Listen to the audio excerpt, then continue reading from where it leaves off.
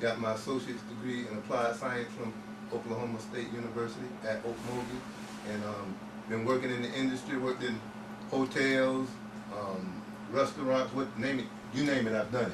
All right, we credentialed up in here. We got somebody who went to Oklahoma State. Me and HIKEM didn't know nothing about that. We went to trade school. Don't tell me about shit. we credentialed up in here.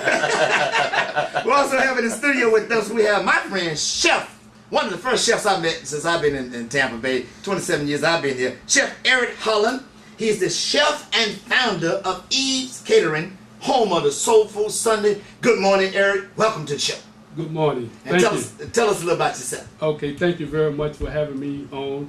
I treasure this opportunity. Thank you, HIKEM, and thank you, Jarvis. Thank you. And praise is due to God in a lot. That's right. Thank you, brother. And thank you for the food too, brother. Okay. I'm Eric Holland. I was born in Florida, trained in California and Miami. My style can be described as authentic Italian and French, slightly a Southern influence, and through parts of the world. I focus on nutrition and very natural way of cooking and eating. I'm a graduate of Johnson & Wales University. I'm also a licensed and certified educator. I could provide references. My commitment reflects my professionalism to the art of food. All right, my man came ready. I like that, man. So I got references. If you don't believe me, I got somebody to say, I can do this. I can do this. Add my name to the list, brother. That's right. We're going to talk about it too. HIKEM is a connoisseur of food. You heard him keep talking about this food. We're going to get to the food dream. All right, the stage is set, HIKEM the Dream. Chefs from around the world. We present to you, our quarter-minute listeners, chefs from around the world. Let's get started. I'm ready to jump into this. All right. Let me get this first question. We'll start the process and move the show along. What is culinary art? I heard the word, you heard it. I got a definition, but I want to know from you, Chef Eric. Talk to me. Well, culinary art is a couple of things combined with good cooking. It's a fashion of art. And people always say you eat with your eyes. And once we became culinarians, we started presenting food in a different fashion. We start painting plates and making all kind of different garnishes and making sure the garnishes are edible and things like that. So basically, culinary arts is just taking natural cooking to another level. Ooh, it's hot up in here. I love it. I love it. Come on, everybody in your own words. We're going around the horn on this. Come on, DM, talk to me. Let me see what Oklahoma State taught you. Culinary arts is, back in the days of the kings and the queens, eating was a big thing. It wasn't like today done in a movie, Eating, it used to be 6-7 hours. They have 14 courses or more.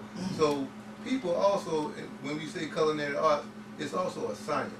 And when I say a science, you're supposed to eat, and you're supposed to enjoy the food. It's supposed to taste good, but it's also supposed to be nutrition. Feed the body, feed the mind, feed the soul. So in my words, that's what culinary art means to me. Oh my God, I like it. Come on, Anthony. You got to step up, Anthony. I like what these boys are saying. They're dead on now. They're dead on. Culinary arts to me, it's a little of that, and it's a little bit about passion and just, enjoying. For me, when I make something really good, and from you to enjoy it, that to me is the word. That when your face lights up when I put that spread out, that's like $1 million. It's priceless. But it's also an art, man. It really is, because you when you take it as a profession, it's more rewarding than it is in the beginning, and it's just it's an art. It really is, It really is an art. That's fantastic. And in your own words, it's all good. Culinary art, I always, and fortunately for me, my daughter Alil, I hope you listen, Alil, she wanted to go to culinary art school, and she started out going to be a pediatrician. And then I was kind of uptight when she said, I want to be a chef, I want to be a culinary artist. I want my daughter to be a pediatrician. But now, since my man, Eric, and all y'all gave those definitions, I'm happy about that, baby. When you take most important people, whether they're the president, you have to have a chef. I'm saying, it's just a part of life within itself that's so important. And you take right now, I'm an old country boy out of South Carolina, and I can remember they said, to a man's heart is through his stomach. You look at a sister, man, she can be beautiful and attractive, educated, have money, but she can't cook. She's in trouble with that man that she really trying to please. And it's so important that, when you put food together, put it together with passion, put it together with love, even if you can't make it look all that pretty. Make it look mouth-watering because the smell is there, the season is there, and the sincerity of trying to prepare a good meal is there. So I hope all you women listen who got problem with your husband, listen to this show, talk to these chefs, and find out how you can make that meal better. And I guarantee your husband will love you more and more and more and more. Hakeem giving advice this morning on marriage. That was great, Hakeem the Dream. All right, let's go to the next round of questions. I'm going to start with Diep this time. What do you describe as food science? When they talk about food science, when you said that culinary art is art, well, it's got some science in it too. What would you say is the definition of food science? It's different chemicals in food. So the kitchen is very much a laboratory. And what you do as a chef or a cook or a food service specialist, you go in the laboratory and you try to make things, find out what chemicals can mix with each other. Like, say, for instance, you want to make mayonnaise. You use egg, the egg. Egg white. Not the egg white, you use the yolks of the egg. Okay. And you use oil. So that's what they call emulsion. That's the science for the emulsion, because the egg binds the oil and you can make mayonnaise just like that. Or you can have a temporary emulsion, which is olive oil and vinegar. And that's what you make dressings with, like vinaigrette dressing. So the kitchen is a laboratory, and the science is working with the food and seeing how the chemicals work together to make a dish. Very good, very good. Chef Eric, jump in on that. Okay, the science part of it is different molecules that are involved in cooking, and the different cooking techniques. And we have all kind of techniques that if we don't blend the right ingredients together, the science will come in effect and the dish won't turn out right. Very good. Food science, you want to jump in on that? The word technique is what it's about right there. If you have technique, you can cook anything, right? Cooking is a science in that if you think about it, you're really taking moisture out. If you want a steak well done, you're taking all that moisture out. It's all about chemicals and temperatures. Very good. Definitely much a science. He hit it. Very good. What we have in the studio with us, this is Honest Opinion. Keeping it real, making it happen. It is now about 9:15. We're going to open the lines up about 9:30, 9:35. But we want you to come down to the radio station at 10:01, 10:05. We're going to have you come partake of the food, chefs from around the world. And that's at 47 North Howard. That's at the corner of Howard and Gray, right across from the Armory. Also, we're filming this, and you can go to Keep It Real. Go to youtube.com and Keep It Real. Type in the word Keep It Real. You'll be able to see this on YouTube. We want you to go hit it and quit it and keep on looking at it and learn about food, because like Brother Diab said, the food is a laboratory. Also, that's where the medicine is. Right. You can heal the family or keep the family from getting sick based on what's coming out of the kitchen. So we're going to go now to the next round of questions. I'm going to start this one with Chef Eric. And you're going to have to help me with this word, Eric. I know that Diab helped me with it a little earlier. What is molecular? Molecular gastronomy. Stay the basic. Stay the basic. But I want to make, matter of fact, since I was going to Chef Eric, but since Chef Anthony Bruno gave me, you did good on that one, brother. Help me out. What's the meaning of that? Molecular gastronomy. That is the cooking of the future. Now they're taking it to a whole nother level. Now it's hard to even explain. They're using liquid nitrogen. They're using stuff that you wouldn't believe. It's chemicals. They're freezing stuff. They're doing stuff underwater, like sucking the air out of it in a vacuum pack, and called an submersion cooker. It actually poaches them. There's all kinds of. It's the wave of the future. Very good. I looked it up, and it said, and the internet says small scale food preparation. What's your take on it, Chef Eric? It's the same thing. It's a new wave of cooking coming in. I see it a lot on Top Chefs. Where they're taking different kind of ingredients and freeze drying them and doing different things like that, and preserving them and using them, making all kind of desserts and other things out of it. Very, very good. You want to jump in on that, dear? But it's enough still put in. All right. Hakeem the Dream, you want to jump in on that? But yes, I could add to that to say that now it's so important, and that, like you mentioned a minute ago, your daughter had looked at that, and that's a good occupation.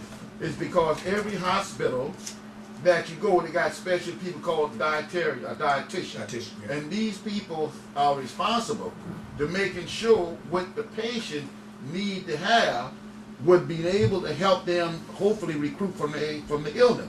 Because if they don't supposed to have certain chemicals, then the life and death situation could really be different. So I like to ask the question: what's the question between a cook? The difference between a cook and a chef. All right, Hakeem the Dream asking questions this morning. All right. Well, that's a good question. It is a good question too, Hakeem. The main ingredients is the difference is the passion. You know, you can become a cook, but if you don't have the passion to be a chef, you'll never elevate. It's a different level of passion. There's nothing wrong with a cook. So we have some of the best cooks in America that's in the kitchen. But to become a chef, you got to have a different passion to give you a drive to do more, to learn more, to succeed. And without that passion, you're just a cook. Right. Passion for people. You got to have a passion for life and compassion for people. What you say? Anybody else want to jump in on that? Yeah, you know, all chefs eventually were cooks at one time. You just weren't born and automatically became a chef. The first time I put a hot dog in a pot and cut the eye on, you know, I was a cook. 6, 7 years old when my mother was away from home and she was at work. So, you know, I think also becoming a chef, you know, over time and period, you get a lot of different recipes, a lot of different experience under your belt, and eventually you elevate yourself and become a chef. Very good, very good. All right, go ahead, Anthony. Chef. You know, I gotta say that term chef is used way too loosely now. You got a lot. I agree with that. You got a lot of cooks and real good cooks, and to be a chef, you wear many hats. You're a plumber, you're a salesman, you do whatever needs to be done. You're the Mr. Pick It Up or whatever needs to be done. You know, and you're only as good as the cooks around you. You know, you really need strong, passionate cooks. Like I gotta shout out to my boys in the kitchen. In the smokehouse, my cooks they're passionate. Give them a shout out. I give them a little love and respect. But you know, that's a team. You like you said, you are a cook first, and then you maybe make your way to chef. In my mind, there's very few true chefs. Very good. All right, the next round of questions I want to start with Chef Eric again. What is the importance of recipe costing? How important it is, especially in catering or you're doing your own business. Recipe costing. I was in the restaurant business, just a small takeout business. I know the importance of it, but for our 250,000 listeners, talk to them. Okay, Jarvis. To obtain and maintain maximum profit, all food service organizations need to know their 4 expenses, which is food, labor, overhead, and profit. They say once a cash flow has been established, the relationship of the 3 expenses, food, labor, and overhead, becomes an inverse relationship to profit. That means if either one goes up, profit comes down. If either one of them go down, profit goes up. So it's very important. And to understand, you should understand percentages, because us as chefs, we try to run between a 28 and 32% food cost. So I mean, every dollar we spend towards the business, we only want no more than really 28% going towards food. Once you arrive between 35 and 40%, you're spending too much money on your food, and that's going to affect your profit. And that's why that's the most likely business in the African American and Latino community to go out of business. For that reason, they understand. And I had married a girl from Jamaica, HIKEM Noah, and I opened up a restaurant business, and she taught me first about food costing, food analysis, she called it, recipe costing. And when she broke it down, she was a food service manager. She went to school for it in Jamaica. She knew it just like you laid it out here now.